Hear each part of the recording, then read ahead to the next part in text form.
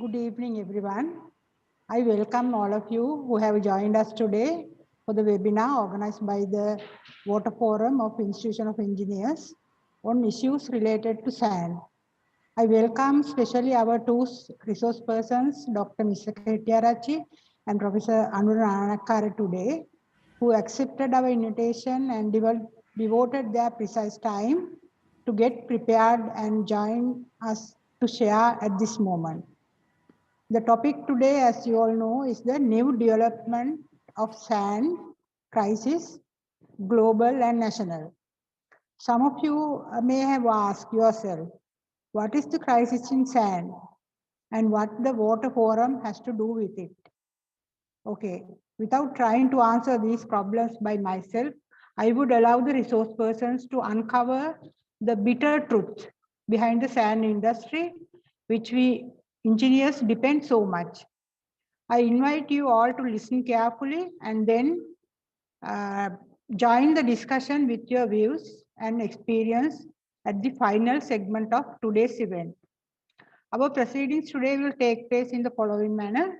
Most of you have joined us today through Zoom, and few of us from the Water Forum gathered at ISL along with Dr. Misaka to make the coordination easy.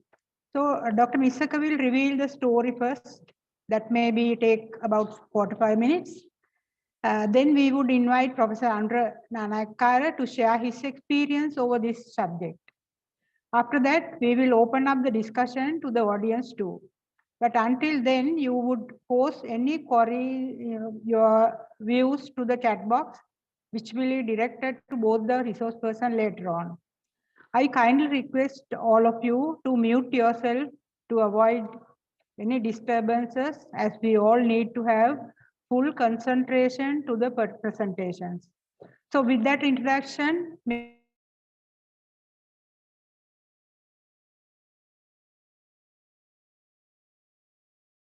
I invite Hettiarachchi to the audience. Kaushalya. Thank you very much, madam. Good evening. I would like to introduce today's presenter, Dr. Misaka Hettiarachchi. Dr. Misaka is a senior fellow of the World Wildlife Fund, USA, and the global lead trainer of World Wildlife Fund's Flood Green Guide program. Dr. Misaka is a civil and environmental engineer by training and hold a PhD in environmental planning from University of Queensland, Australia. He has worked in post-disaster environmental management in many countries, including Sri Lanka, Nepal, Haiti, Philippines, and Australia.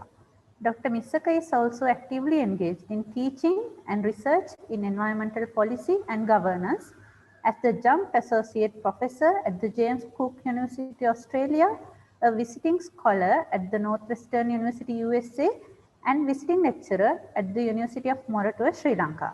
Please welcome Dr. Misaka Hettiarachchi. Over to you, sir.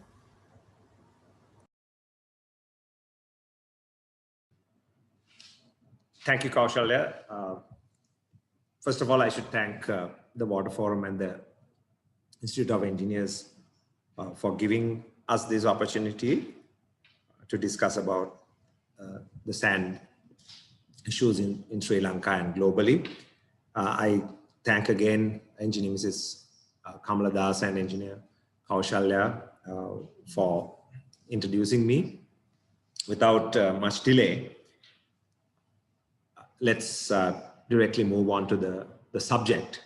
But before that, I should confess that I am not an expert in most of the subject areas that is related to the sand issue, that is, the sediment transport, sediment sciences, or hydrology, or hydraulics, and so on, or for that matter, ecology. I enter this area as through the lens of environmental management. Idea of my presentation today is to broadly introduce the problem, and then we can discuss the more detailed issues related. I'm pretty sure there are a number of you in the audience today who had experienced this problem within your own areas, your own sectors of work. So let's get all that experience and information into the discussion after I give a general introduction to the crisis, sand crisis, through my presentation. Let me just share the screen.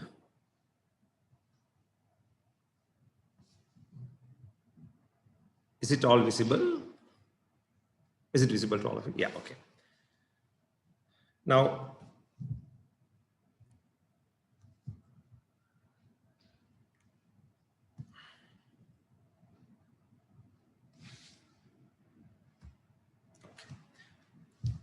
before going into the crisis, let's look at this wonder material, or rather the wonderful material that we call sand, how it originates, how it exists in nature.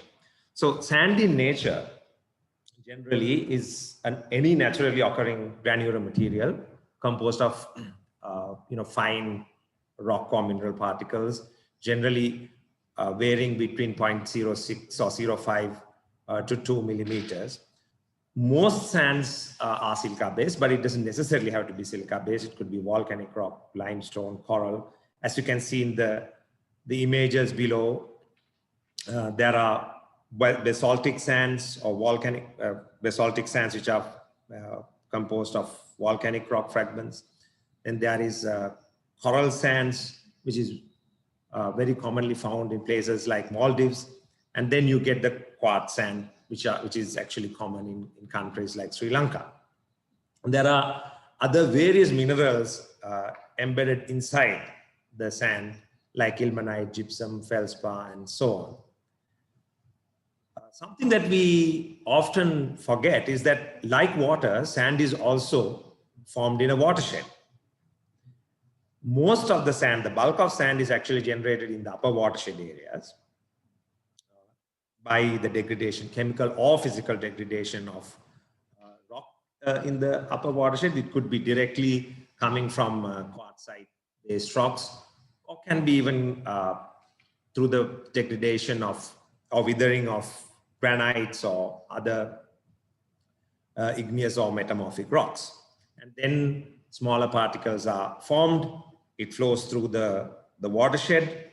So this area of a watershed where bulk of the sediment is formed, we call it the source zone.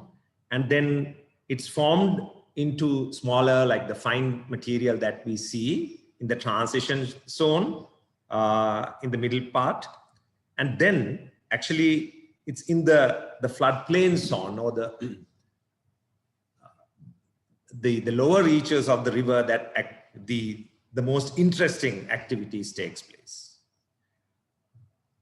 In that zone, sand goes through immense transformations. Not only sand transforms into it transforms physically and chemically, but it actually helps to form the lower reaches of the river in a big way.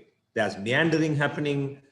There are alluvial depositions taking place. The beaches are formed, deltas are formed. All this is through this wonderful process of sedimentation. There is back and forth formation of back and forth transport of sediments especially in the coastal zone. So we should remember that sand is not a stationary inert material as we would like to think of it, mostly as civil engineers. It's a dynamic flow, like water, through aquatic and terrestrial ecosystems. And altering this flow, like altering the sand water flow, can impact the other components of an ecosystem. So there is a sustainable rate of extraction for sand as there is a sustainable rate of extraction for water in a watershed. Because of this dynamic nature of its formation and transport, it gives a wide diversity to sand itself. If you look at sand microscopically, it's a wonderful material. Like if you look at the two images here, The one in the left is actually a blown up image of beach sand. And just look at the diversity of the particles there. It's not just like homogeneous sand grains. It has both material of inorganic and organic origin. A lot of it comes from aquatic or marine animals.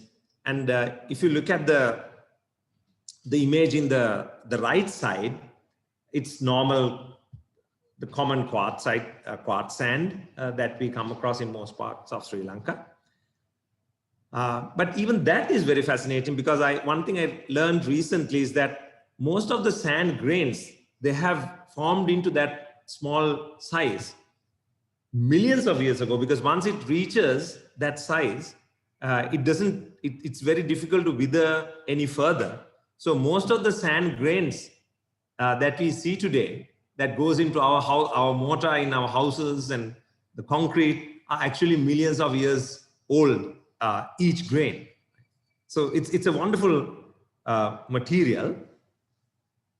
And looking into the physics of the sand, looking into the formation of the sand microscopically, it has become an area of research by itself. I got these images from a website called sandgrains.com.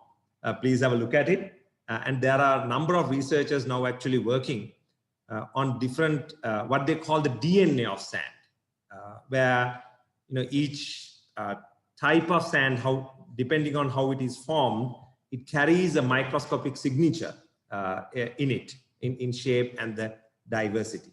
So that's a look into what the material is. And then this wonderful material, once we start using it, that usage actually creates all the problems.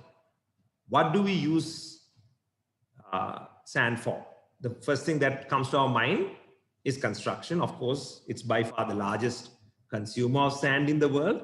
But we have to keep in mind that construction is not the only large consumer industry for sand. There are a number of large sand consuming industries in the world now. Some of us might know that sand is used in very large quantities for land reclamation. It's, of course, the primary material in glass as well, not all types of sand, but basically quartz sand. It's used in beach nourishment, where large tourism industries are in the world. There's a huge demand for beach nourishment, sand for beach nourishment. All our microchips are made of sand. So there's a large sand demand for semiconductors. And also, you can't use any type of sand for that. There are special types of sand that you can use for semiconductor production. We all know, like as Sri Lankans, there are mineral extraction, there are mineral sands, and sand can be used for mineral extraction. And one thing again I learned very recently is that particular type of fine grained sand is used in petroleum fracking, and that is becoming a huge sand demand now, just next to construction sand demand. Fracking is a method that is used in yielding low yield petroleum sources, which is becoming very popular in countries like the US and Australia, and also very environmentally destructive. Well, still, construction demand for sand is the highest sand demand in the world. Now, what do we call sand in construction? In construction, it's mostly used as a fine aggregate in concrete, mortar, and cement blocks. What we call fine aggregate in construction is not necessarily what we call sand.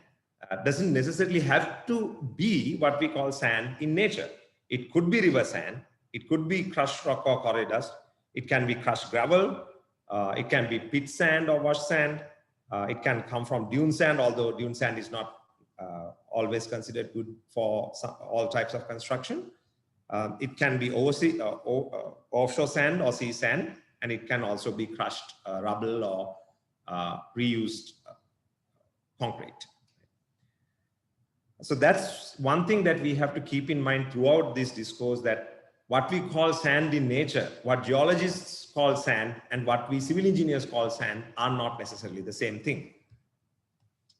Sand use of sand in buildings is not new at all. It has been in use mainly for plaster and mortar mixes for thousands of years. All the beautiful buildings that we see in the leaves from the Polonnaruwa period in Sri Lanka, with all that intricate plaster work is primarily lime and sand. One thing again, I learned very recently, even concrete has a longer history than we know. The Roman Pantheon, which was built about 126 AD, was actually built of concrete. There was a material called Roman concrete, which is quite similar to the modern concrete, but there are some differences. So concrete, history of even concrete was all that long. Now, during the 19th and 20th centuries, use of concrete and masonry expanded exponentially, right?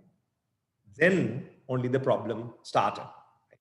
As you can see from this graph, if you take the global material use, even in the 1970s, the general natural resources use, if you just categorize it that into like these basic materials, excluding water, non-biomass actually constituted the highest percentage.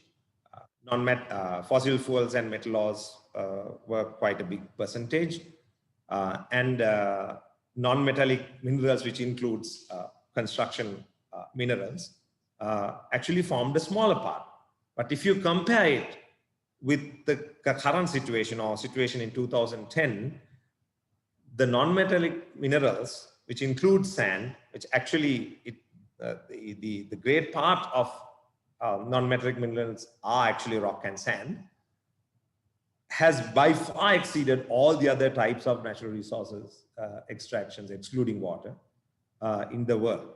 The picture is far more clear here from this research paper, which shows an exponential increase of construction minerals from 1900 to 2005. It was barely there in 1900, and it has exceeded every other form of material extraction by 2005. And that shows what causes the problem. Now, it's not only buildings that we are constructing with sand.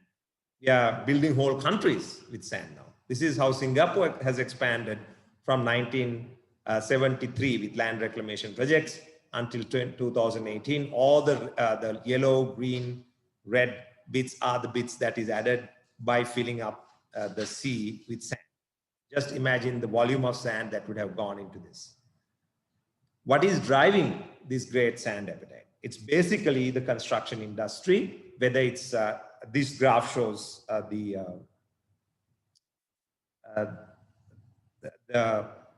investments that had gone into commercial real estate in the world. You can see the dramatic increase from 2008, after a small dip, like slight dip after the global economic crisis or global financial crisis. It has increased at a steady rate. Right? And this is just the commercial real estate investment. There is a huge infrastructure investment boom going on. All this actually has a great appetite for sand and rock also. This is causing the global sand crisis. I'm not going to read all these, the glimpses into the global sand crisis, but at present, there's an annual sand consumption of about 40 to 50 billion cubic meters. This includes not only the river sand, but also offshore sand. In Japan alone, about 40 million cubic meters of offshore sand is extracted. Of course, any industry of this scale leads to corruption, leads to violence. And we know about the sand mafias very well in Sri Lanka and in our neighboring country, India. It takes dozens of lives each year. And if you could remember that image of Singapore, it was not only filled up with offshore sand. More than 20 Indonesian islands have been devastated or rather erased from the map to build that. So this is the scale of the crisis. Just to give you a pictorial glance of the problem, this is the Ungi River in Bangladesh. Even by 2010, it was fairly a healthy river, as you can see in the left-hand side. Only few spots of sand mining going on. Just in 4 years, it was dotted with sand mining plots. And in another 3 years, all that sand bars were gone. And it was like a very unhealthy river with high velocities and high erosion rates. India is one of the second largest sand consumer in the world, just next to China. And this is how sand is mined in India. It's a robbery and a crime in daylight. This is Sona River in Bihar, India, where 300 to 400 trucks daily are driven into the river and the river is excavated. This is how dire the problem is. I would like to recommend this book to everyone, which is the first bestseller actually written on the sand issue by a writer, an American journalist called Vince Baser. It's a mind-boggling book actually. For a long time after being involved in the sand issue, for a short time in early 2000s, I actually forgot about the sand issue for almost a decade. It's actually this book really brought me back to the issue. So it's it really gives the picture of the gravity of the issue worldwide. So I have met the author once, but I assure you I'm not getting a commission for for selling the book. So please, if you have a chance, have a read. In 2018, my organization, World Wildlife Fund, did a global survey of the sand-related issues in the world. Based on the studies, as you can see, it's very widespread, the issues. Most of the studies were actually concentrated on the directly river channel related issues. Actually, most of the issues which are easily identified and seen are river channel related issues like river widening, incision, and so on. But there are so many other issues related to sedimentation, direct morphological changes to the rivers, flow changes due to sand mining, and also water quality related issues. So it's a very widespread, the impacts are now very widespread. Now this is including social and economic impacts. So with this, I'll try to take you quickly through the sand crisis in Sri Lanka, which of course begins with the introduction of concrete and masonry building practices into the country, which actually kind of took off from 1960s, 70s. But river sand use, our country is primarily river sand dependent. There's a small fraction of offshore sand coming in now, but it's primarily river sand dependent. There were, as far as I see, there were 3 milestones in the sand use, river sand use of Sri Lanka. One with the introduction of open economic reforms in the late 1970s. It actually created a construction boom. And then comes the Indian Ocean tsunami reconstruction period from 2005, which also caused a huge demand, a huge pressure on natural resources, especially mineral resources in the country. And then the post-war construction boom, both in the building construction as well as infrastructure construction sector.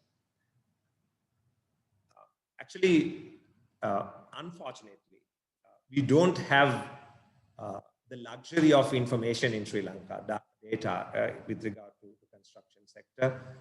It's very difficult to find the consumption rates, even the number of buildings actually built in Sri Lanka. It's, the information is very scarce. You have to try hard to get some solid information. This is something, a study that we did just some time back in the late 2000s to understand the sand demand by the price. So as you can see, this price rise was actually due to the post-tsunami demand. As you can see in the diagram, the price of sand has increased at a much higher rate than all the other construction materials during this period. I am actually currently conducting an investigation into the current situation of the sand consumption and the sand-related environmental issues. I am trying to continue this graph into the present. I wanted to present it today, but unfortunately I couldn't get it finished. But I'm pretty sure it's even steeper now. It's one evidence that it has become, it has gone beyond control is just 1 month back. The Presidential Task Force on Mineral Resources presented, I don't know whether it's a final report or an interim report. And it says by 2022, which is next year, there would be a deficit of 33 million cubic meters of the sand requirement by next year. And by 2025, there would be it would become a critical shortage. So we are not talking about decades now, we are talking about just years. If you look at the state of play of the sand extraction industry in Sri Lanka, for years it was just the artisanal sand mining where individual people, dive into the river and collect sand by small buckets. This is the only form of legal sand extraction still in Sri Lanka. But in practice, there is this happening, mechanized sand mining in rivers, which is illegal, and mechanized sand mining inland in old riverbeds and all that is also illegal. The Mineral Resources Act of 1992 clearly says that pit sand mining or mechanized sand mining is entirely illegal. Sand transport without a permit is illegal, and sand storage without a permit is illegal.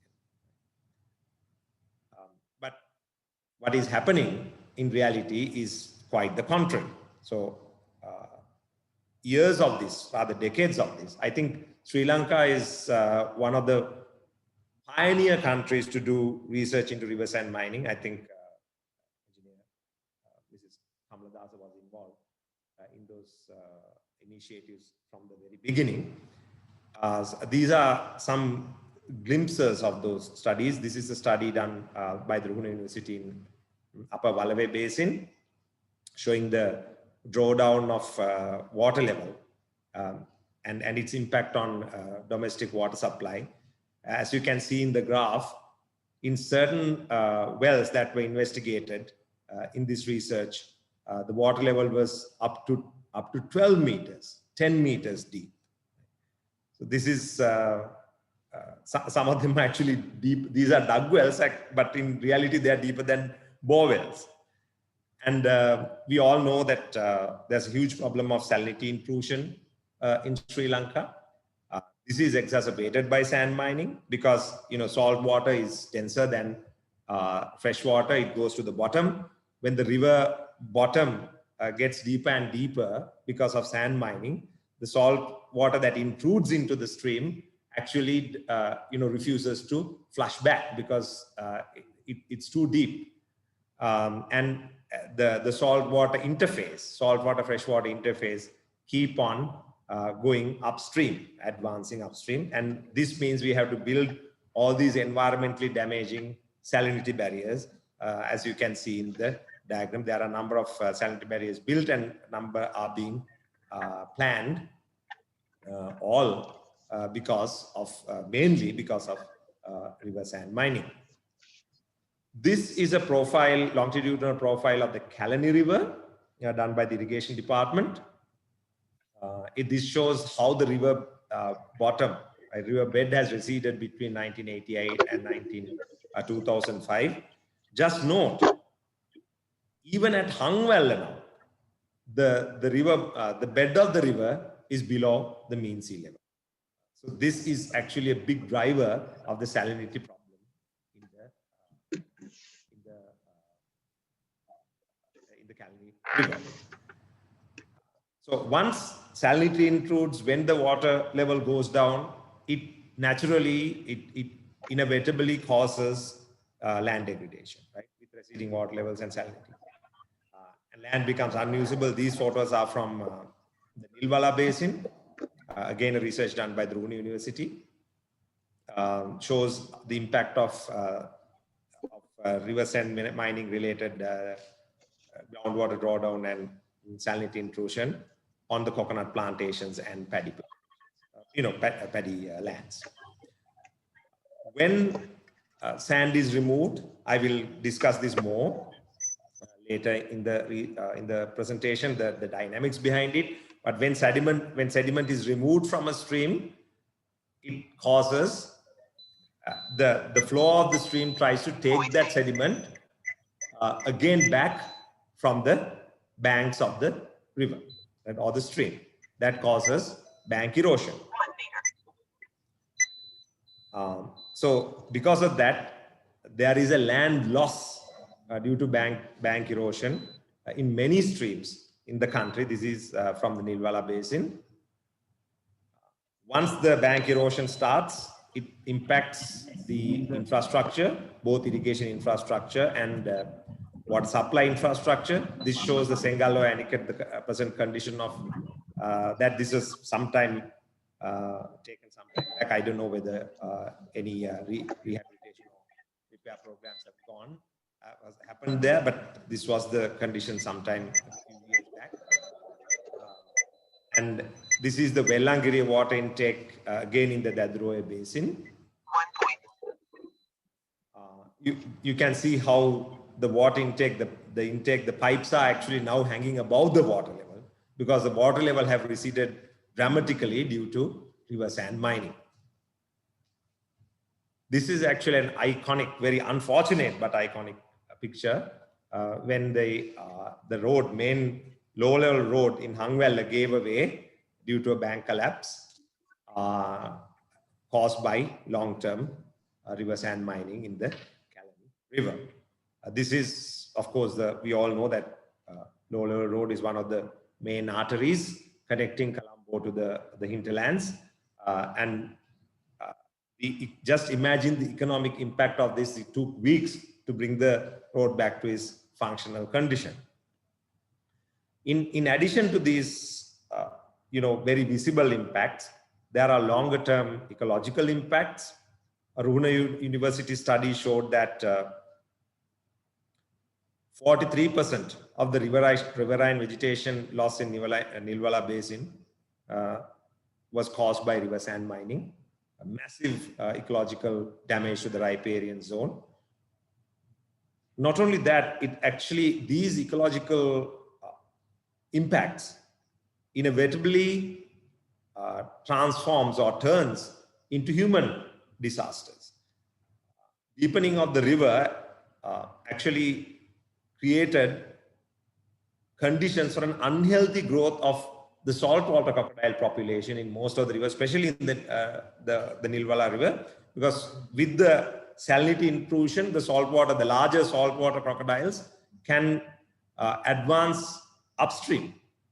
And when the river bed deepens, it creates better habitat for crocodiles, and number of places where the river had been very sustainably used by the communities had to be totally abandoned because the saltwater crocodiles, which were never seen in that area, which are very aggressive animals, migrated into these areas. So ecological changes converting with time into human disasters. Coastal erosion is also exacerbated by river sand mining, because when there's less sediment coming into the coastal zone through the river, that means the sea would be taking more and more sediment from the coastal zone, causing coastal erosion. This is a comparative, two comparative photos from Halawata. In 1 year, you can see the damage that has happened. Entire beach area, which was a communal area, a fishing area where people used to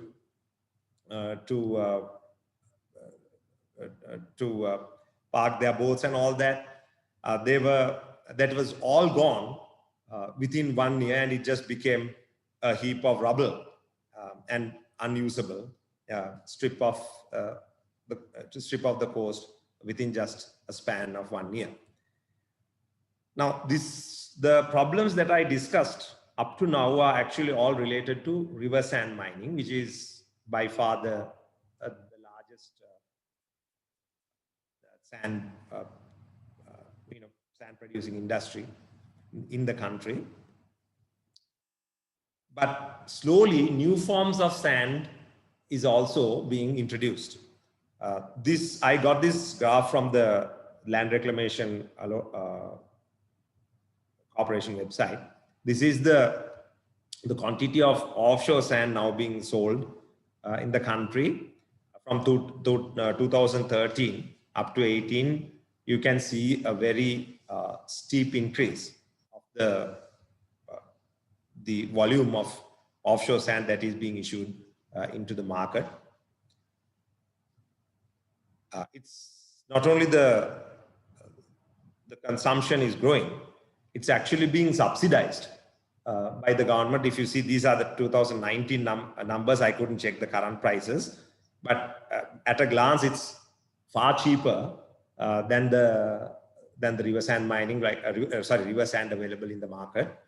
So that creates an incentive for people to use more and more offshore sand.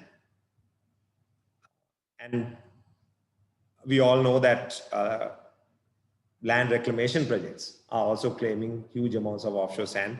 65 million cubic meters of offshore sand pumped into the Colombo Port City project. There are two sides to it. One, more offshore sand coming into the market, it would relieve the pressure on river sand mining. But the other side is far less studies have been done about the impact of offshore sand mining in Sri Lanka. We don't know the impacts yet. So it's a kind of a double-edged sword right now. So it's important, like the way that we have studied the impacts of river sand mining, before it becomes too late, it's really important to get into and start understanding the problems specific to Sri Lanka in offshore sand mining. There's another form of sand. This is the what do you call the new kid in the block? Soil washing, or what they call Godavelli. It's making sand in your own backyard. And I don't think you have to even do research to say that this is environmentally problematic, because you are digging up your backyard and converting it into sand, and then the remainder goes as a slurry into to the nearest water body. So yeah, there was this video, this random YouTube video that I found somebody has videoed this process. It was very helpful because I really wanted to get some pictures of a Godavelli place, but I am very careful in going into any site connected to sand. Fortunately, I found this video. Let's look at the process a little bit, how it happens.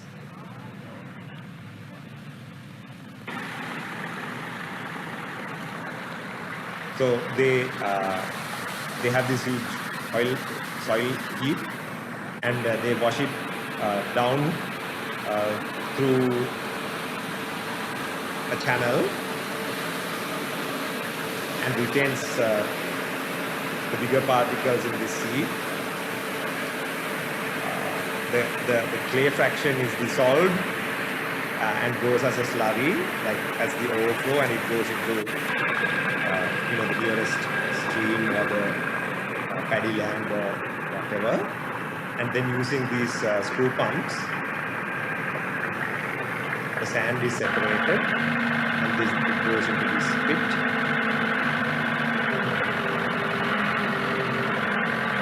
There you go. Like magic, you get sand out of soil.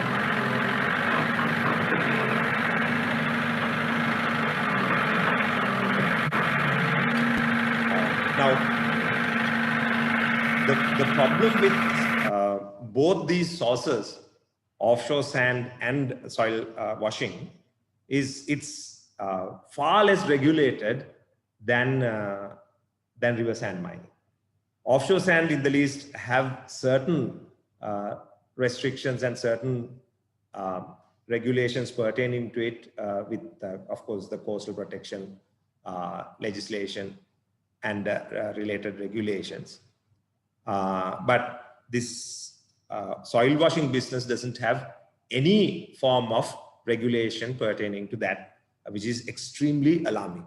And we really don't know what fraction of sand in the market is actually coming from this soil washing, because there's no distinction between river sand and washed sand now. Now, the economic impacts of river sand mining and soil washing, a bit less in terms of offshore sand, is very clear.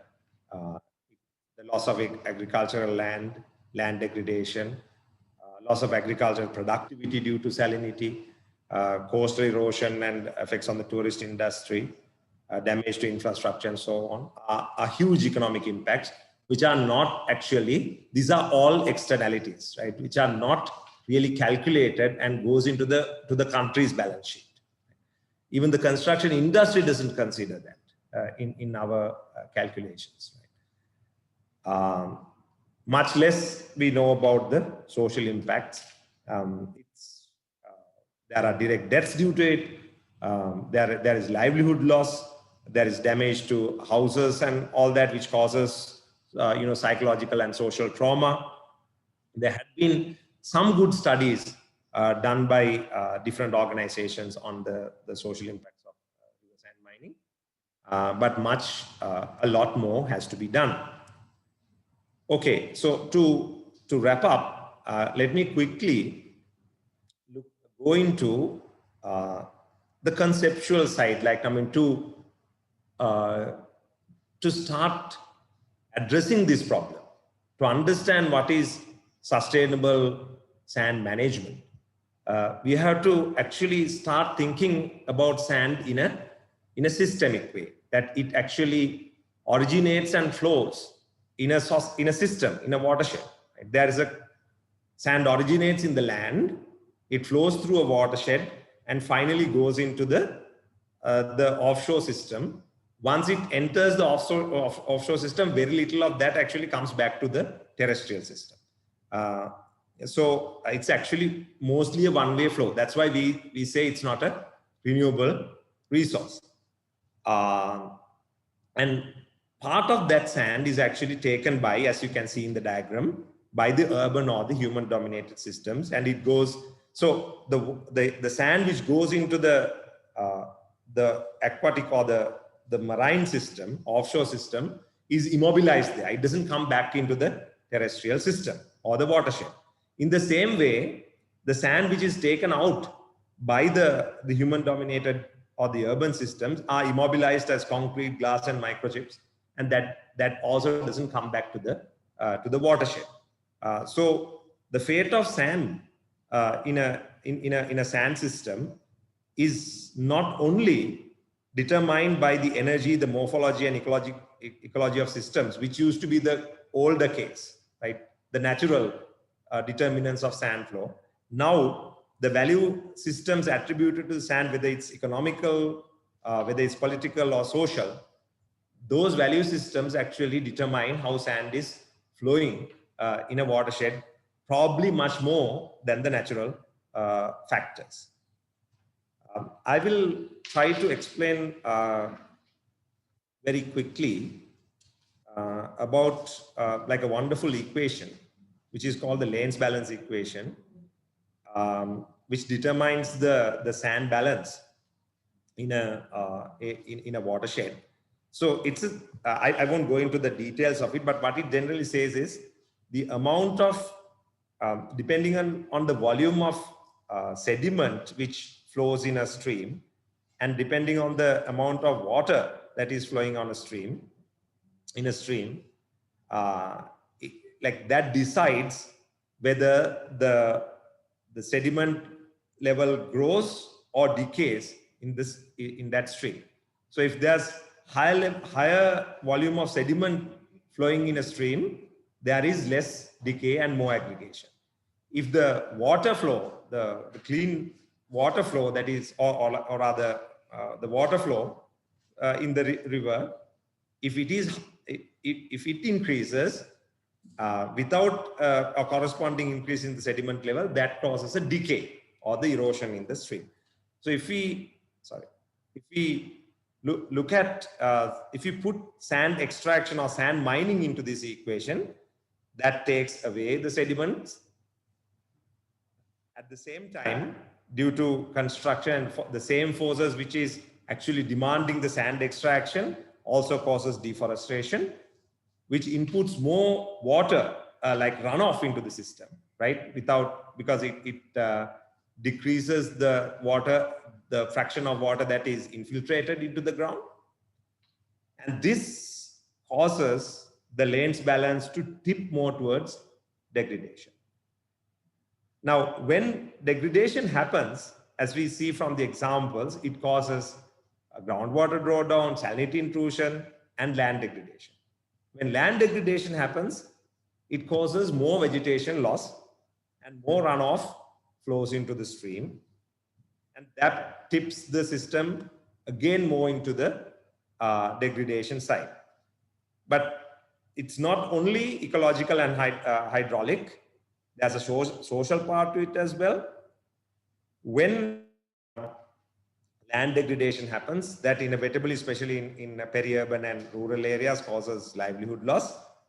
And that causes rural to urban migration, and more people are pushed into more, pollutive and destructive forms of livelihoods, which again causes more and more sediment outputs from the river system, and the sediment balance tips more and more into the degradation side. So what we have discussed and how this sand crisis in Sri Lanka has become a vicious spiral can be actually well explained by this simple sedimentological and hydrological theory of Lane's balance. And how sand dynamics work in the rivers is not necessarily, the behavior may not be what you think. Like if you look at the bottom of this slide, it's a phenomenon which we call nick point migration. When you actually dig a cavity in a riverbed, we by common sense we think by the sediment that flows from upstream, it will get filled up. But actually, what happens is because of the hydraulics, that incision spreads all across the longitudinal cross section of the river, which we call the nick point migration, and causes damage throughout the length of the river. It's the same with if you take it cross sectionally. When you extract sand from a sand and gravel bar, which you see in most of the lower reaches, you think that when you take it out, it will be replenished with the gravel that is coming from upstream in a linear way. But it doesn't happen like that. It actually spread cross sectionally, and erosion starts, and the banks start to erode and collapse. So the sediment and hydraulic dynamics of streams are extremely complex. So we should not oversimplify and think that these things are just behaving as trapezoidal canals like what we have in our hydraulic laboratories. Also, the bank, when you take bank erosion, there is a common index called the bank erosion hazard index. It's called BEHI. There are 4 factors which actually impacts or influences bank erosion: bank depth, bank angle, density of roots in the bank, soil stratification, and particle size. As you can see, sand mining actually pushes the bank erosion hazard potential to the highest level, right? When the river depth increases due to sand mining, the bank erosion potential increases. When sand extraction happens near shore, near the bank, it always caves into the land, which increases which actually makes the bank angle precarious, increases the risk of bank erosion. When there's groundwater drawdown, there is land degradation and less density of roots in the bank, near the bank, which increases the erosion potential. It doesn't change much the soil stratification, but also about particle size. Sand is always extracted from areas where there is homogeneous particle size, because it's easier the yield is high in those areas, right? So the sand extraction is higher in higher particle size, homogeneous particle size areas. So sand extraction actually increases the bank erosion hazard index. It pushes the BEHI into the high hazard zone in most river systems. Okay, so what do we understand by sand sustainability? If we put it into the classical sustainability terminology, it's managing industrial sand demand and meeting the present and future sand needs without compromising the well-being and resilience of the ecosystems and communities associated with the sand system. So it is like any other thing. What we are, as the Brundtland Commission used to say, we are not the natural resources of today. We are not inheriting it from our ancestors. We are actually borrowing it from our next generation. So every bad practice in sand management, we are actually depriving the next generation from their right to sand.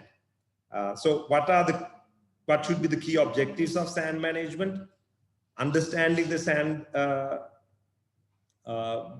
dynamics better, source responsibly, reduce sand use by sand smart practices, reuse sand by recycling construction material, replace sand with alternative materials, transparency, accountability, and good governance in sand, and positively change social value systems related to sand.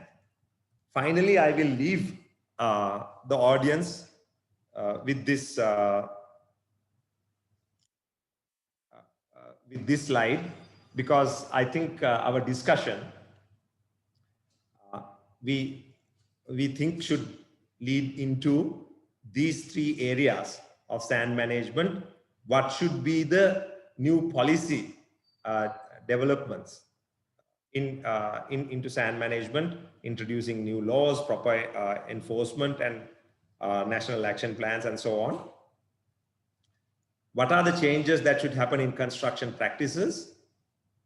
And finally, what do we need in the research sector to address this sand crisis?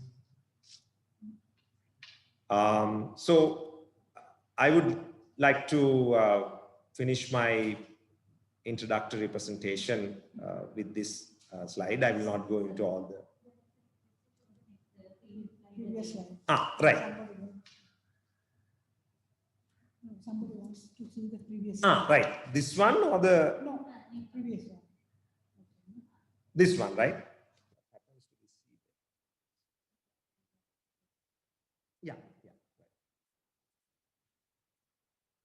So shall we actually we'll take all the questions in the discussion time. Right?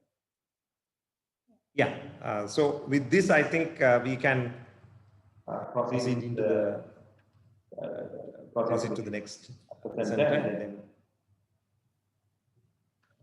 to the question time. Thank you very much for your attention. Thank you, Dr. Misaka. It is scary. It is. So thank you very much again for enlightening all of us for this serious issue, drawing international experience into our attention. So you clearly elaborated how it has affected the physical infrastructure and environment, and finally the national economy. So let us let our engineers think more seriously over this and over the solutions. As I mentioned at the introduction, we have invited an eminent personality to be the discussant in the webinar today to elaborate more on needs on policy and governance on this crisis. He is Professor Anurana Anayakkara, who has conducted extensive consultations with the industry and assisted SEDA to prepare policy initiative for alternative for river sand. And also I can remember he participated in a series of workshops conducted by SEDA and the Sri Lanka Water Partnership on alternative for river sand for various segments in the construction industry. If I mention a little bit about his credentials, Professor Anayakkara, he is a senior professor of civil engineering at the University of Moratuwa, and he was the head of the Department of Civil Engineering from January 2013 to February 2016. He received his BSc Engineering degree in Civil Engineering from University of Moratuwa in 1982. His doctorate from University of Tokyo, Japan in 1990 is in the area of concrete technology. He has held Commonwealth Research Fellowship at the Imperial College London in 2004. He also has many research and publication awards to his credit, including the Presidential Award for Scientific Research Publication 2010 and 2017, the Anton Award of IESL in 2006, and the gold medal for the best paper for the Society of Structural Engineers, Sri Lanka in 2018. Professor, I would like to pose some questions regarding the need of construction industry standards, codes, and better practices for responsible sand consumption. That will be a main concern of our engineers who are with us today. So you may take up this whole bundle of questions I pose to answer. Without going one by one, I will pose them, not much, 8 questions. Who are, yes, who are the bulk users of sand according to the statistics available? And is there any possibility to convert them to the alternatives, Professor? And what do you propose to control the sand prices in the country? And your comment on increasing in usage of sand alternatives in the area what you have done a lot of research, and your comments on quality of sand alternatives in the market, and what do you propose to maintain a competitive sand supply chain? Those are the common issues that came to our mind, I mean, while listening to Dr. Misaka. Then your comment on reduction of sand usage in construction. What type of regulations are needed to be introduced to empower regulatory authorities like SEDA? And as the professionals, how can we intervene to impose the regulation seriously? So I mean, I'm sure with your wide experience in working in this subject area, you may be able to give us a very good overview on these topics, Professor. Thank you very much. Thank you, Ms. Kamadasa, for introduction and posing a lot of questions, sir. I hope that I can answer in the given time limit. I was given 7 minutes, but I'm not sure whether I can do my presentation within that one. I hope, I mean, you must bear with me if I exceed that 7 minutes.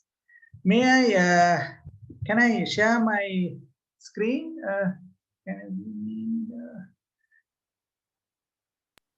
You can share, Professor. Okay.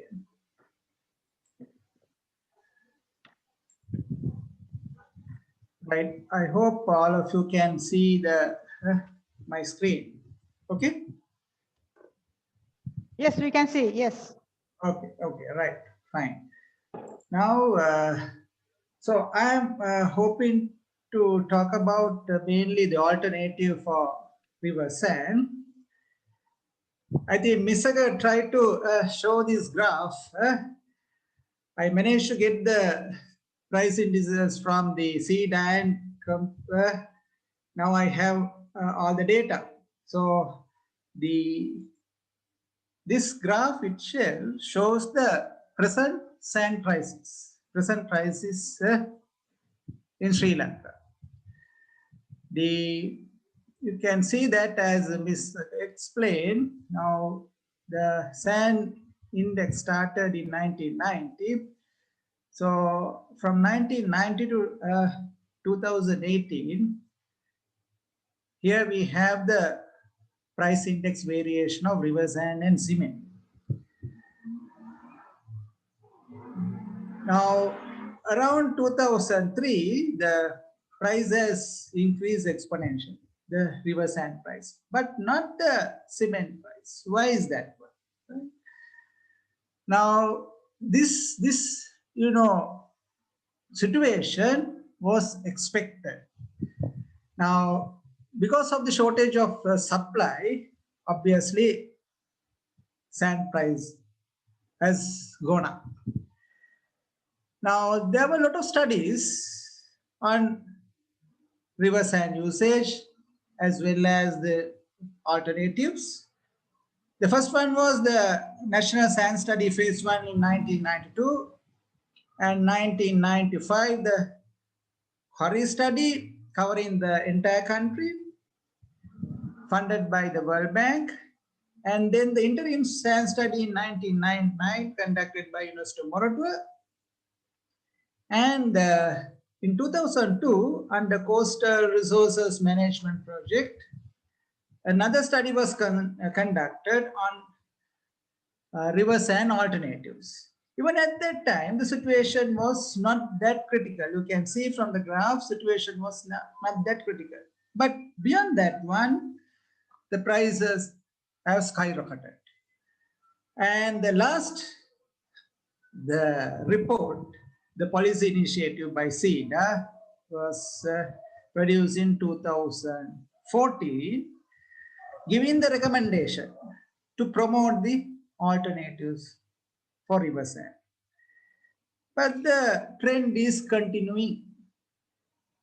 And the current price, river sand price, is about 16,000. It will continue to rise if we don't take necessary action. Now, before going into the details, let's see what is the annual sand demand. Now, as Ms. Saka said, we don't have reliable data with respect to sand mining and sand consumption, but we have very good database with respect to cement consumption, manufactured in Sri Lanka as well as the imported to Sri Lanka, right? Now, this graph shows the cement consumption from 1998 to 2018. There are ups and downs, but the trend is increasing. In 2018, the forecast cement consumption was 6.2 million tons.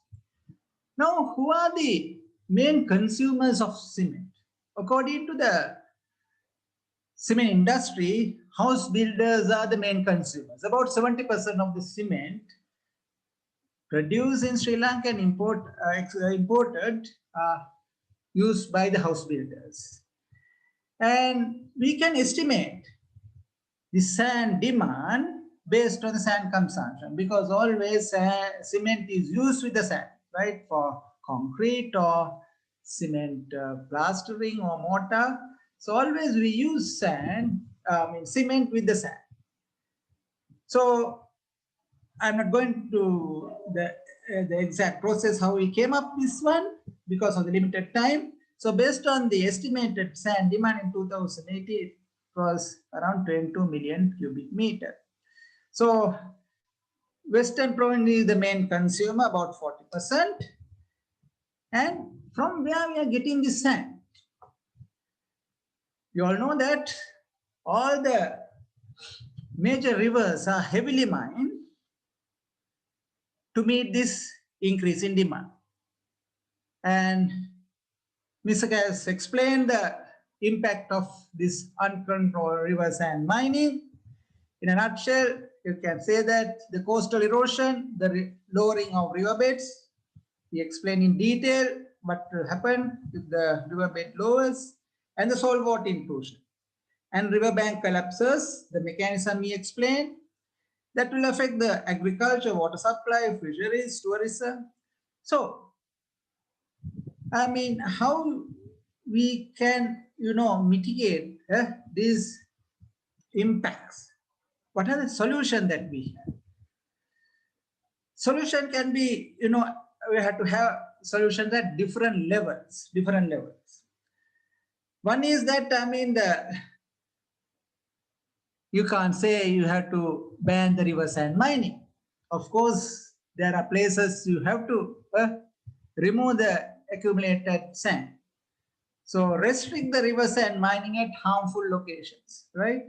And always the sustainable extraction can be allowed. Sustainable extraction can be allowed, as the Mr. mentioned.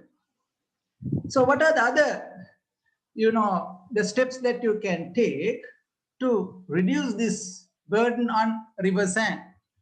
One is the renewal demand for river sand. Not the river sand, demand for sand. It can be a river sand or any other alternative, right? And to introduce alternative for river sand to meet the increase in demand. So that is my main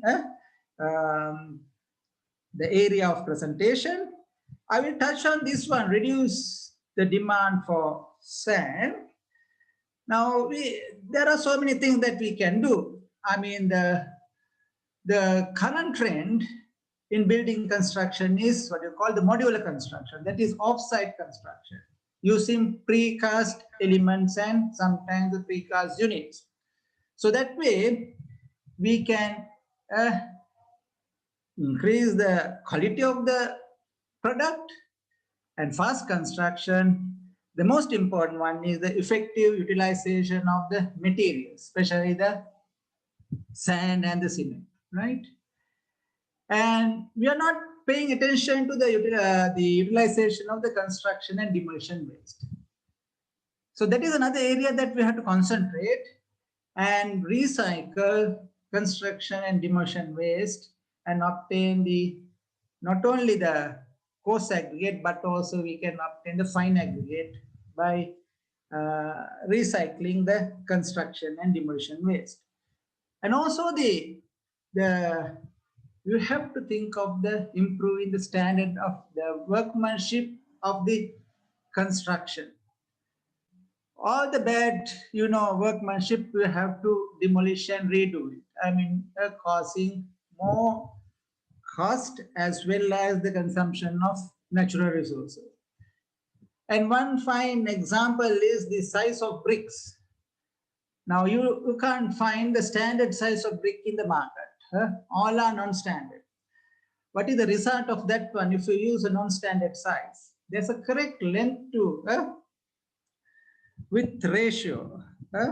If you don't have that correct length to width ratio, then you have to fill the remaining part of the brick by extra mortar. Now that is in Sinhala we call it chapparuwa, right? So with the available bricks in the market, we cannot get rid of this chapparuwa, the extra mortar that we have used. And you cannot have a 9-inch wall with the 225 wall with the available bricks in the market. Even if you go for 8 inches, you have to use about 20% extra for this extra mortar that you have to fill the gaps. And also you can use the industrial byproducts. Now, Norochole, we have a coal-fired power plant. There you get the fly ash and the bottom ash. Fly ash is mainly used by the cement manufacturers. And the bottom ash. Bottom ash is like a fine aggregate, lightweight fine aggregate that can be used to produce masonry blocks. So instead of river sand, we can use that one to produce masonry blocks. So there are so many things like that to reduce the demand for sand. Now, what are the alternatives that we can use to replace the river sand? Now, as Ms. Saga explained, now fine aggregates can be natural sand coming from the natural disintegration of rock, or it can be crushed rock. Now we call it a manufactured sand. And the industrial byproducts like bottom ash coming from coal-fired power plants. Now, if you take natural sand, we can categorize into river sand, pit sand or land-based sand, dune sand, and offshore sand. Now, I'm not going to talk about the river sand. Now, what I want to stress is what are the viable, sustainable, or environmental friendly, relatively environmental friendly alternatives. So I will take one by one. The first is the pit or land sand. Dr. Misaka touched this one. I'm not going to details. You can see that these miners are doing. They are excavating riverbanks, or wherever you find the sandy soil, people tend to excavate and either wash it or unwash it. They use for the construction, right? And this photograph shows the damage people have done. What has happened to this coconut cultivation and what they have created, a huge reservoir, right? Due to extraction of sand from this land. So the pit sand or land-based sand should not be encouraged, Then the second one is the dune sand. Now, in Sri Lanka, dunes exist along northwest coast, northeast coast, and southeast coast. You need dry sand and wind to form these dunes. It must have formed, takes about maybe 100 or 1,000 years to form this one. Now, dunes are part of active coastal system. Now, this shows the profile of a healthy beach. Now, dunes provides habitat for highly specialized plants and animals, including rare and endangered species. Therefore, we must not touch dunes. No sand extraction from dunes or beach should be allowed. But if you consider this sand at this end, right, far away from the shoreline and in deep sea. Now, that is called offshore sand. That is called offshore sand. It is not the beach sand. It is the sand deposits far away from the coast, more than 10 kilometers, and deep sea more than 20 meters. More than 20 meters. So to extract this sand, there's a process. You have to get permission from GSMB, and you have to get the mining, the exploration license, and then you have to do a EIA and show that the minimum impact on the environment. Then only you can extract the offshore sand deposits. Now the Sri Lanka land reclamation, now it is called different name. So they are doing this sand extraction, right? the offshore sand extraction. This is a stockpile at Muthurajavela. Now, this was done long time ago to fill part of the Muthurajavela, right? And then the offshore sand was extracted for the Katunayake Colombo Expressway for the as a filling material, right? At that time, we investigated the use of offshore sand in concrete and masonry, right? So what are the issues with offshore sand? The main issue is the soil contamination. You get chloride, right? And the other one is shells. You get large shells and also fine shell fragments. Now, large shells, you can sieve. By sieving, you can easily remove it. And by washing, you can remove the salt or the chlorides from offshore sand. Now, this is the offshore sand processing plant at Muthurajavela, owned by the Sri Lanka Land Development Corporation. Earlier it was called Land Reclamation, now it is called Sri Lanka Land Development Corporation. Sieving, washing, right? And by washing, we can reduce the chloride level to the specified limit given in the Sri Lanka standard for fine aggregate. So after washing and sieving, it can be used for any type of construction, concrete or masonry work. Then the other alternative is the crushed rock. We call it manufactured sand or M-sand. Now, the crushed rock or the crushed fines, commonly known as quarry dust, the percentage of quarry, I mean, it's a byproduct coming from the manufacturing of coarse aggregate, crushing of rock. This percentage of quarry dust depends on the target product and the type of rock. If it is the rock is weak, you get a higher percentage. So it can vary from 10 to 40%. Now this quarry dust or rock fines, you wash it and remove the ultrafine particles. And there's a limit for that one. And the wash quarry dust, we call it manufactured sand. Now, currently, this so-called manufactured sand is a byproduct. So the production of manufactured sand as a byproduct is not sufficient to meet the increase in demand. Now here you can see the map of Sri Lanka and several dots. Now these dots are the proposed super quarries proposed by the quarry industry done in 1995, right? But it was never implemented. So at that time, this problem was anticipated. Not only sand, I think we will have another problem of the aggregate, right?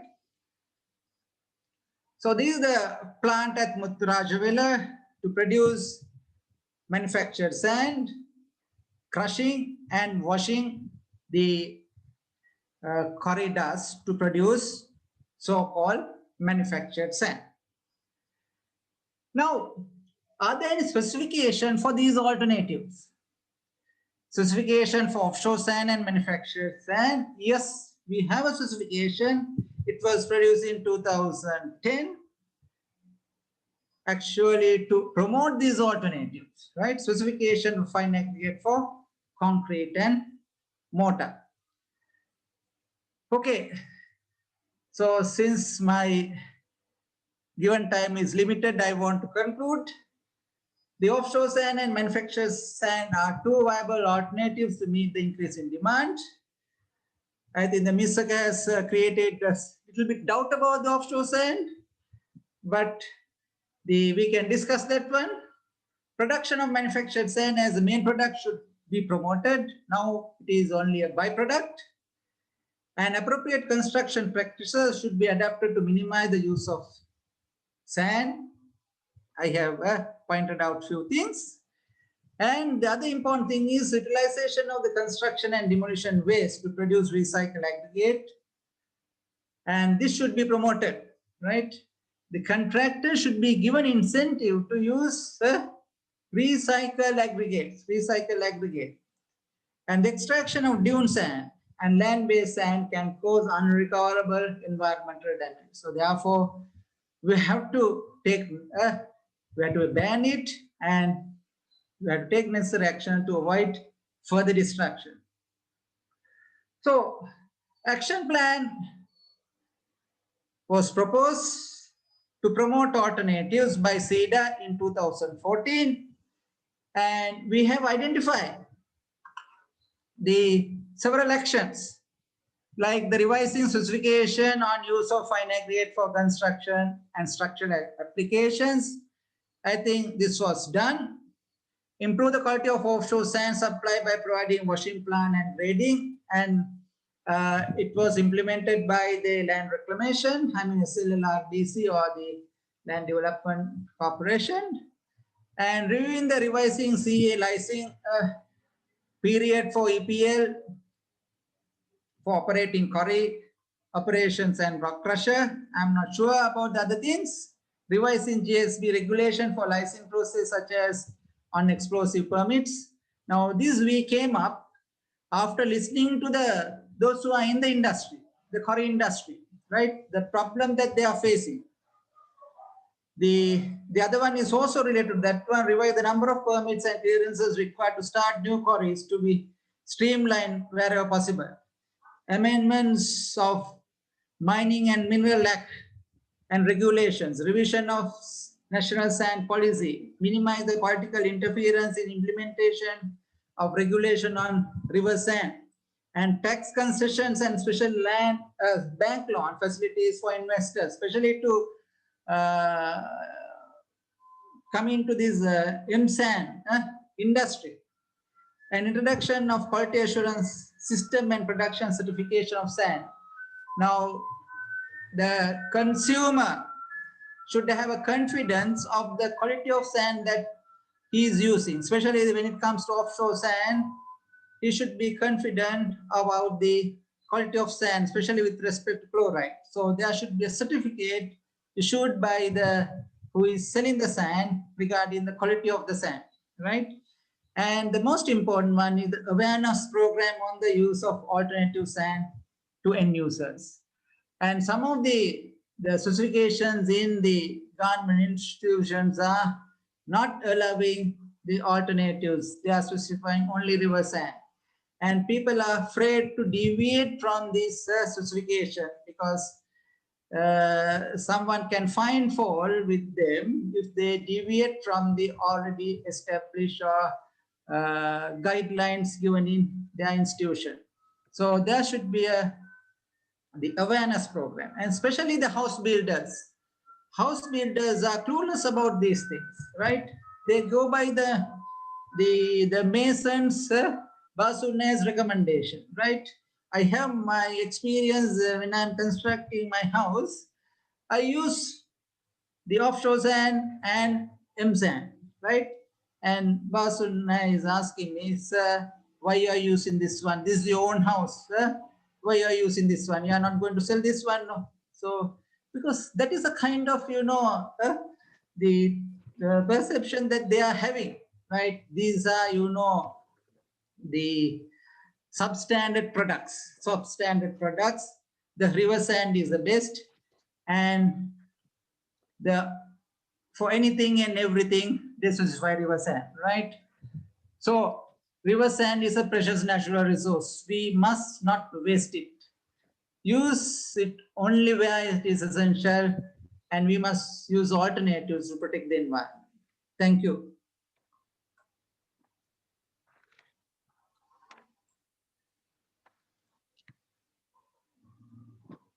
Thank you very much, Professor Nanakkara, for your elaborations. I know it is very unfair request to share your valuable experience, long associated experience within 7 minutes. Hope we can work together. I took more than that one. No, I took more than that. So we all are thankful to you again for sharing your thoughts, which I see as authoritative comments. So as a professional involved in preparing concept papers to the government and so on. So we now will open the floor to the audience and we like to, I would like to hand over the discussion to conduct to Engineer Palitha Vikramasekara. And it is now 6:44 time. We will continue until 7 o'clock. I hope we have already got a few questions up now over the chat box. We will direct those questions. Engineer Palitha, over to you. Thank you, Engineer Bhadra. So we are into the question and answer session. First of all, I must thank Dr. Misaka and Professor Nanakara. So there are a few questions I think you can see in the chat box now. Dr. Misaka, can you answer the first one? They are going from Canada. Yes.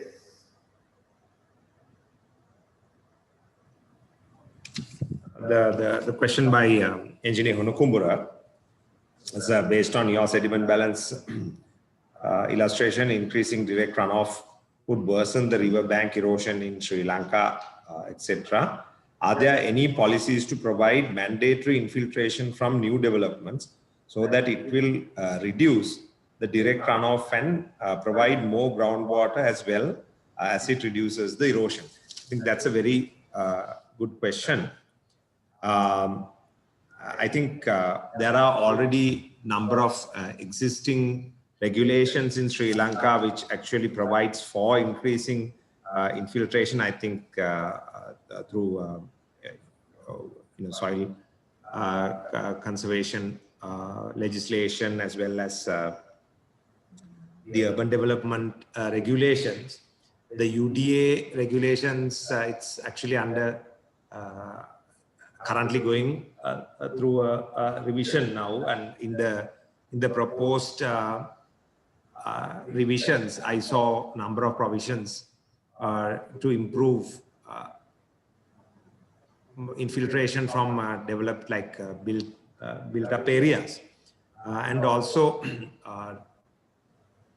rainwater harvesting has also been introduced as partly a mandatory regulation in this revision. So all this can actually lead to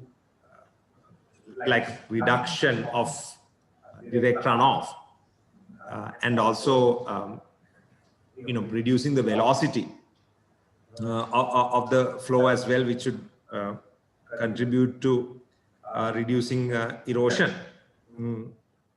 But I think still there is a lot to be done. One area that I see coming up, it's on the one hand, regulatory processes are needed, but at the same time, still it's a very, regulations are a reactive approach.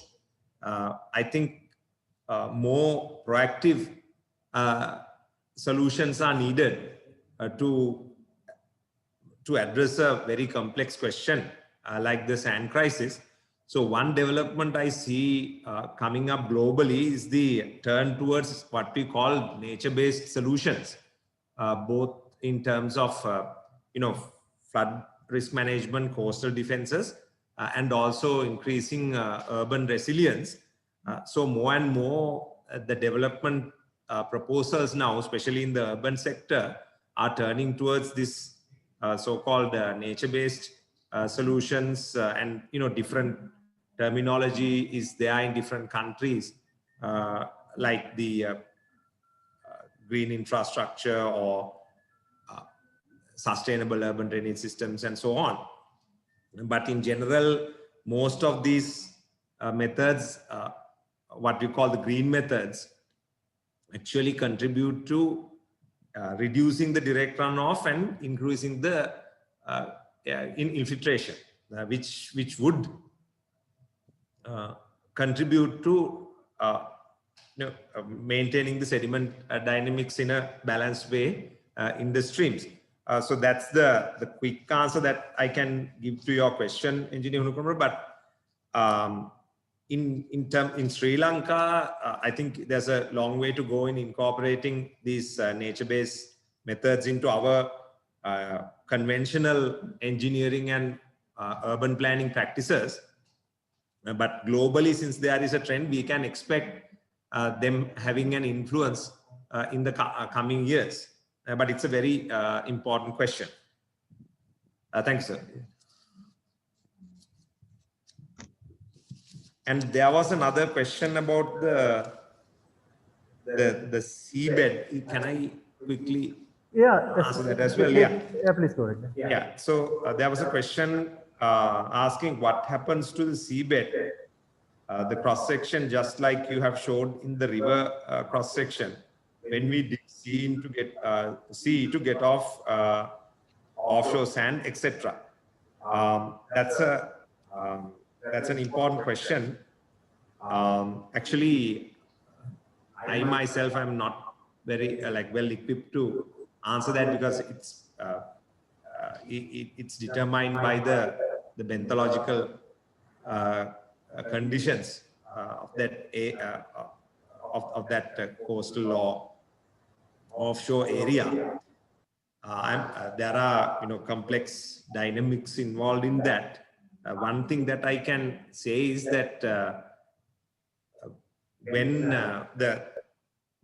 sediment comes into an offshore system, it doesn't go back into the coastal cell again.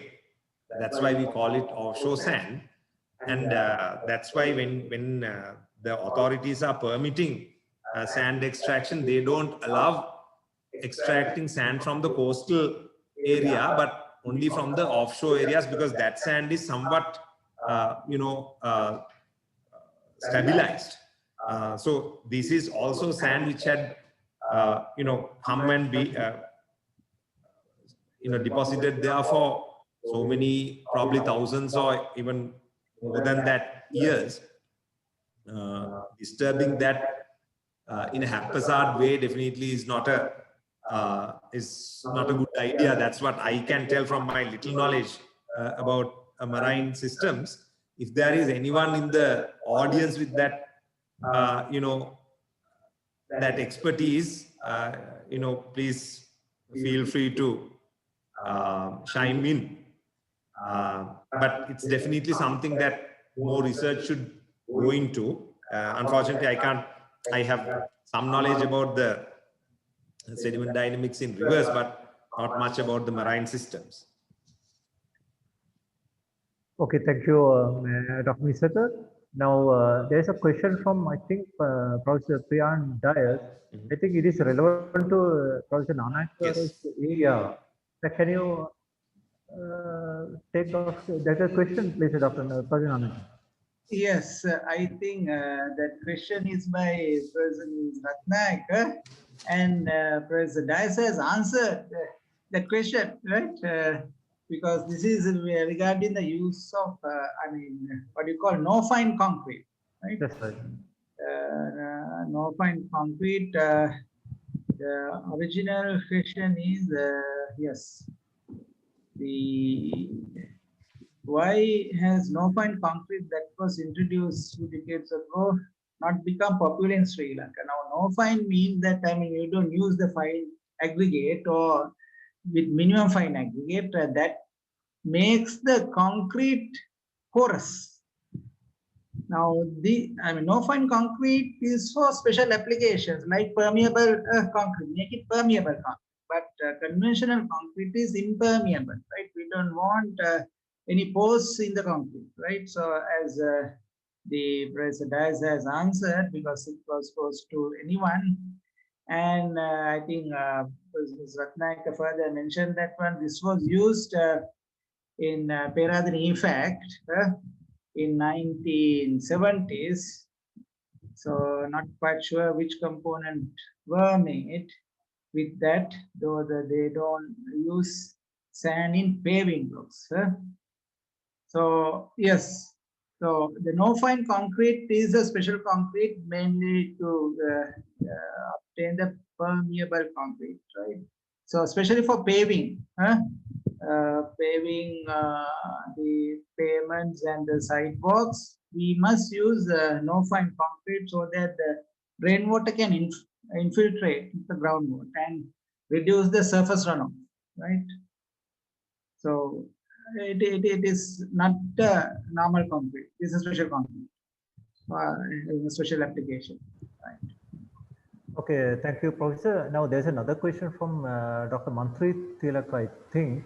Why not we develop a system to extract sand from sedimented tanks? Is that Professor Nayak? Yeah, I think it can be done. Only thing that I mean, those sediments may contain organic matters. That is a problem for the application in concrete or cement mortar. So if we can, extract the sand without that the what do you call the decay materials like the organic matters, then we can use it. And people have tried that one, especially the sediments from tanks, not only for sand, I think for the clay extraction, right? The clay extracted from the village tanks were used to manufacture the tiles, right? Of course, blend with the clay extracted, I mean the normal clay, and blend with the clay extracted from the reservoir beds. Now using to manufacture the tiles, right? So if the sand percentage is high and no organic matters or organic matters are within the limit, then we can use it, right? Yeah, Professor Nanakar, there's a similar area. One Mr. Dayan is speaking, asking, what are the challenges of considering biomass ash as an alternative for sand in construction field? Is that?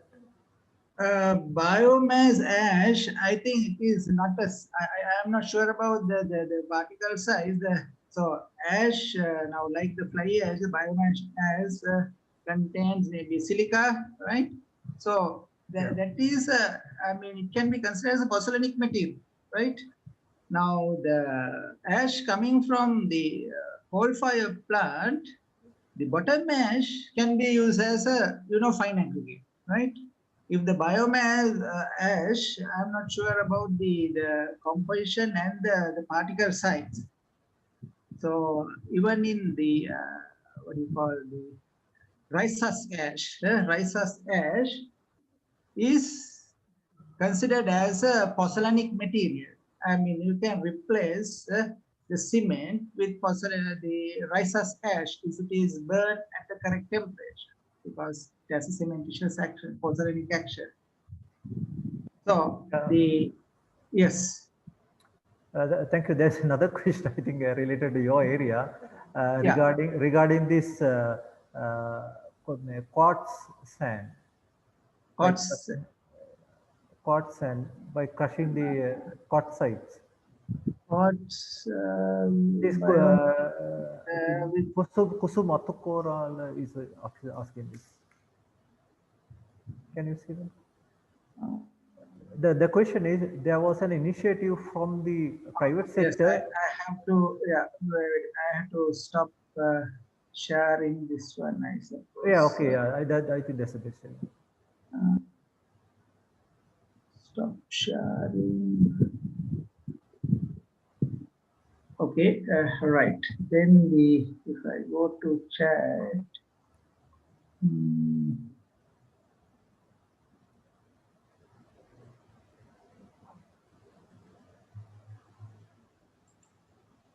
yes. Can you read? I mean, can I read that for you?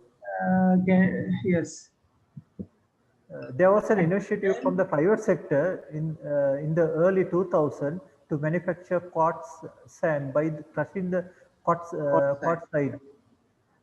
Yeah. This Kusuma Atukora. No, there was an initiative from the private sector in early 2000 to manufacture quartz sand by crushing quartzite. Has been studied further. Sorry that I'm not sure, but what we have studied is the crusher fines, because even for the sand, I think you have to use the correct rock type, because if the rock is containing mica, too much of mica, right, that can have adverse effect on the fine aggregate. It may not have adverse effect on the coarse aggregate because it will not get released. But once you crush it, the mica get released, and that will definitely have adverse effect on the mortar and the concrete, right?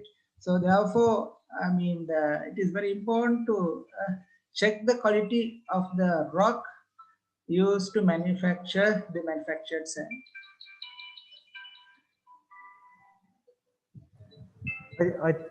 I think there are very interesting questions coming up, Professor Nanakara. This one, Mr. Prabodh Jai Singh, I think engineer project. Yeah, there is another one. I think government should subsidize the price for alternatives for sand. That is, I think the government must encourage the use of alternatives for river sand and then restrict the river sand usage. I think if you all can remember, this was done for the lime. There was a government circle that you cannot use lime from the coral for government projects. Now I think no one is using the lime. Now they are using the ready-made, the lime putty, or the using the other materials like the dolomite.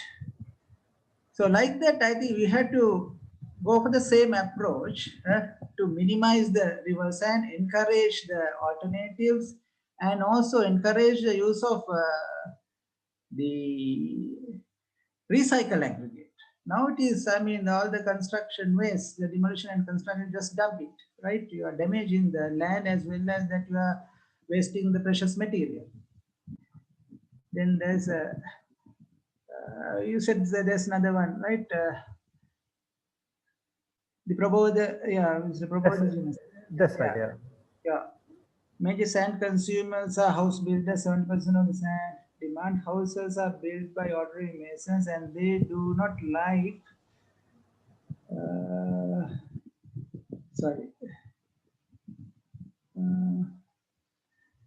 they do not like to use alternatives. That is why the alternatives are not effective. You have to change the mindset of the mason and insist on alternatives. You have to train them. Yes, that is the way forward. Actually, we have conducted, the small session for the, not the masons, but the policy makers at the CEDA, and it was done by ICC. They are using the alternatives, mainly the manufactured sand for plastering, right? And demonstrated that we can use manufactured sand for plastering.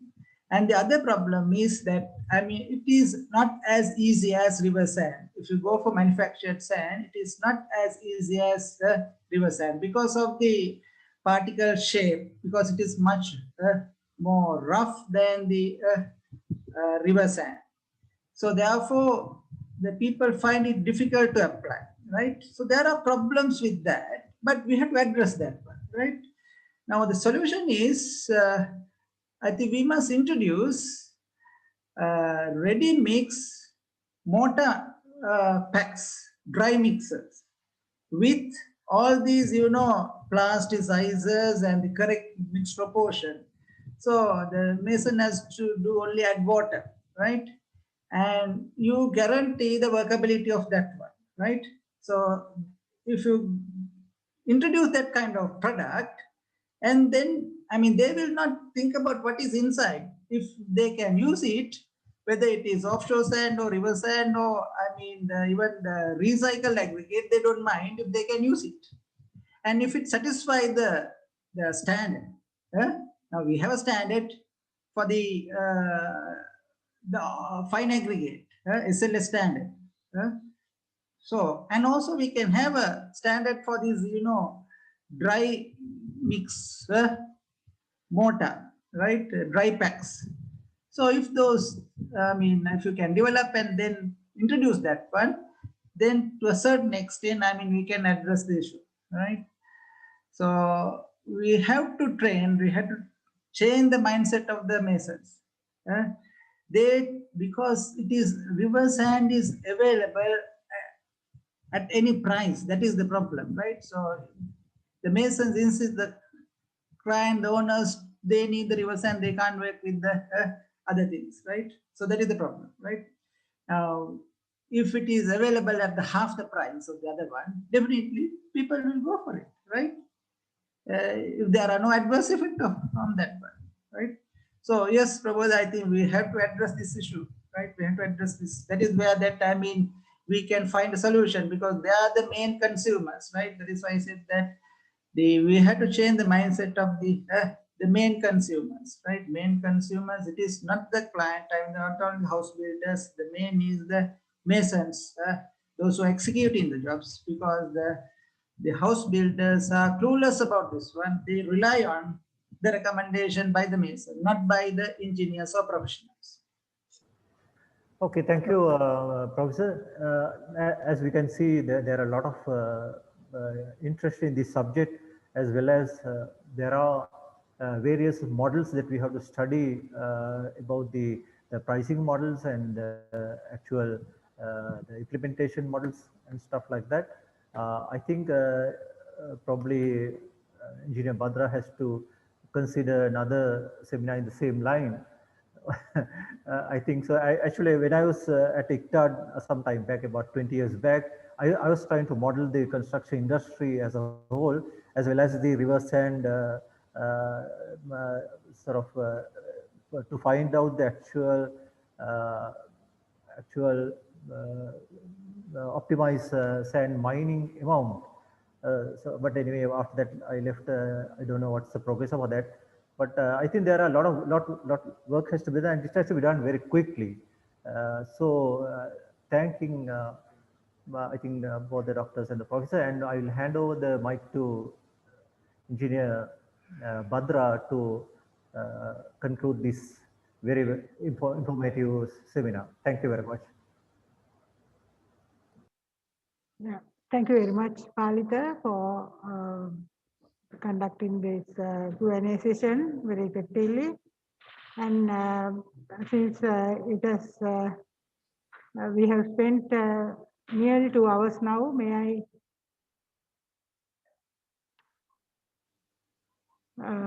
I invite Engineer Kaushalya to close up the session with the vote of thanks.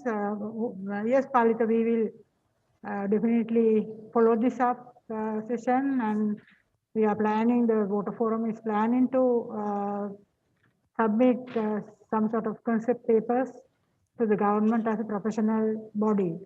So that is that will be taken up in future. Kaushalya, over to you. Thank you, Madam. Good evening.